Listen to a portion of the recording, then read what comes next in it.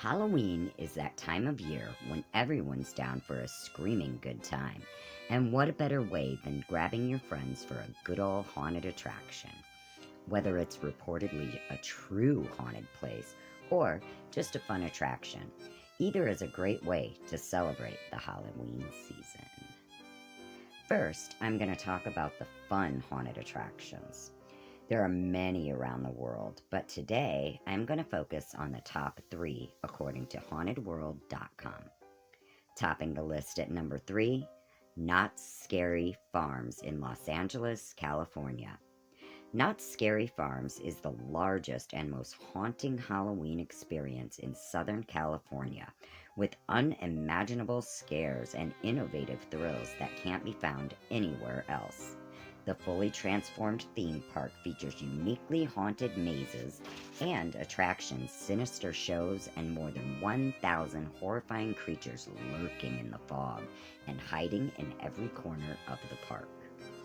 This Halloween event has all the ingredients of a truly terrifying nightmare, but unlike most dreams, Knott's Scary Farm is a nightmare you can't wake up from. Number 2 on our list is Busch Gardens Howl-O-Scream in Tampa Bay, Florida. It's when the entire park is transformed with haunted houses, scare zones, sinister shows, and more. Unspeakable horror lives in every dark corner. Howl-O-Scream brings the fear to the next level, and once you're in, there's nothing to fear but everything. And at our number 1 spot of scariest haunted attractions is Universal Studios Horror Nights in Orlando, Florida.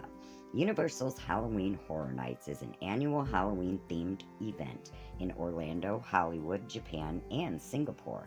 Universal's Scream team researches the human psyche and its deepest fears so that Halloween Horror Nights guests can confront their most terrifying nightmares. There are specifically designed haunted houses, inescapable scare zones, and hundreds of street performers. Haunted attractions are all fun and good, but have you ever wanted to stay in a real haunted place? If so, today's your lucky or possibly unlucky day. Here are the top 3 scariest real haunts. Check them out if you dare. At number 3, we've got the Langham Hotel in London, England. Many consider the Langham, built in 1865, to be the most haunted hotel in London, and most of the paranormal buzz comes from room 333. Only the bravest living souls check in here, and they have seen everything from the Victorian-era doctor who allegedly killed his first wife and himself while on their honeymoon, to the German prince who jumped from the 4th floor and still dons his military-style jacket in death. Emperor Napoleon III, a shoeless butler, and a footman in a powdered wig have also made ghostly appearances. Coming in at number 2, we have the Hotel Chelsea, New York City, New York. The historic Hotel Chelsea has long attracted spirits of famous musicians and artists in both life and death. Poet Dylan Thomas died while living at the hotel, and then decades later, Nancy Spungen, girlfriend of Sex Pistols Sid Vicious, was stabbed to death in room 100, possibly by Vicious himself. It's been said that all those tortured ghosts remain at the iconic hotel.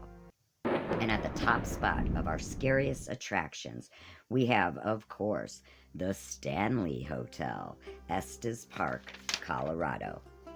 Under the shadows cast by the Rocky Mountains is this famous 20th century hotel, best known for inspiring Stephen King's novel, The Shining. When a 1911 explosion in room 217 injured the hotel's chief maid, a paranormal mark was made.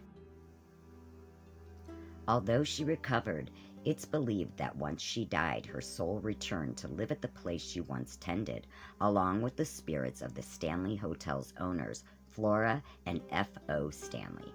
You may hear Flora playing the antique Steinway, snap a photo of F.O. overseeing a game of billiards, or find your belongings mysteriously unpacked. So, there you have it, witches. some destinations for some spooky fun. Happy Halloween, blessed to be. In the period leading up to the Great Depression, Halloween had become a time when young men could blow off steam and cause mischief.